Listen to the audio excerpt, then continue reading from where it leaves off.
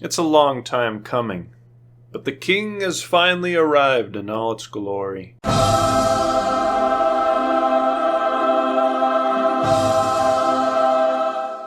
This is the biggest programming concept I have done for my game, and probably the biggest in all of my programming career, if I'm being honest. What I'm about to show you is the second half of the king. If you haven't yet, there is another video that talks about the first half of the king, so check that out. So here's a quick refresher on what the king AI does. It controls how waves are formatted and controls the flow of the waves. In this video, we will be talking about how it controls the flow of the waves. This explanation won't be as big as the first half of the King AI, but it is still equally important. So let's dive right in.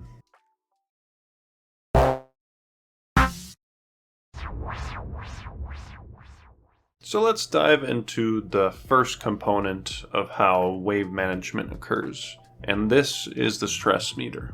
This is the central unit for wave management, and you can see here this is a debug UI that shows the stress meter in action. So how does it take player stress into account? Well, there's several factors involved with this. I'll keep a few of them secret, but I'll give one example. This example would be enemies spawning and enemies dying. Enemies spawning would increase the stress meter, while enemies dying, depending on their location, will decrease the stress meter. So what does the stress meter number have to do with anything? Well, the level of stress meter is the reason. Simply put, high stress meter is low spawn rate and low stress meter is high spawn rate. The baseline of the spawn rate gets higher as the game progresses, providing a challenge throughout the whole game. Now, the stress meter isn't the only thing involved with wave management. We also have strategic spawning. This is something that the stress meter controls. It is a low chance event that spawns enemies based on your placeable formation. More specifically, it uses a system that helps with strategic spawning called occupation squares. So what are occupation squares? Well, they're the squares that are laid out in a grid format on the battlefield. Each square holds a total threat level.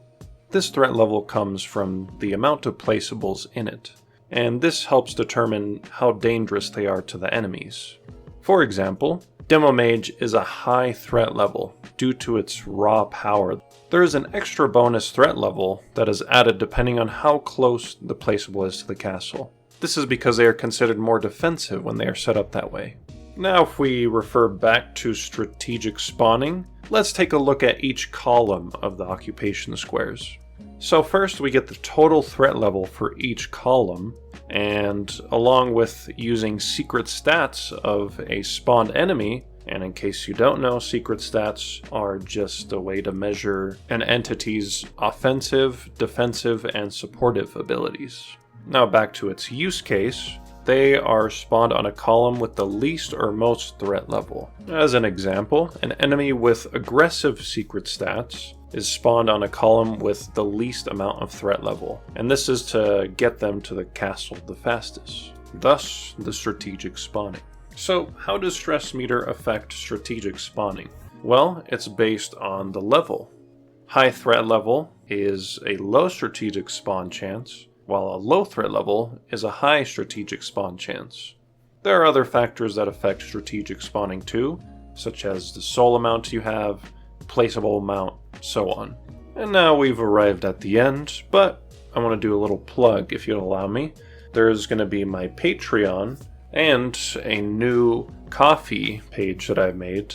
I made this Kofi because it's more flexible with how you donate. It's annoying having to be constricted to subscriptions. We already deal with that enough as is every day. But anyways, in both my Kofi and Patreon, you can find all my blog posts. They're all free, of course. You don't have to pay to see them. So view to your heart's content. And that is it. Nice and simple compared to the first half of the king, but still as important. There's still going to be more features that are going to help keep the gameplay fresh and dynamic through each playthrough. So keep an eye out for that. I am very close to finishing the programming stage of my game. Very excited about that. Been in the stage for quite a while. And as I've said, there is going to be more features to be added, but do not worry, feature creep is not going to consume me. There's some things that are needed, such as an improved UI on the way. So, that's it for this video. Hope to see you in the next one. Bye-bye.